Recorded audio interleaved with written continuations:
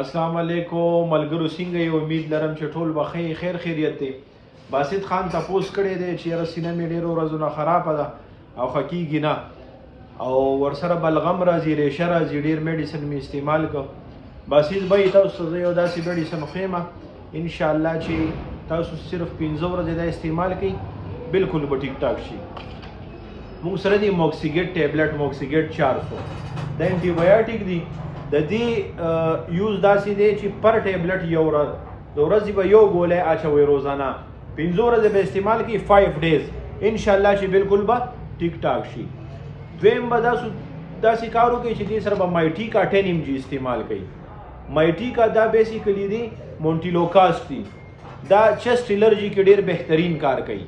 نو مایټیکا چې کم دی دا به ته ورسره استعمال کړي یو ورځ روزانه، خو دا به کوشش وکړي چې دا به یو 2 هفتې وخوردي کې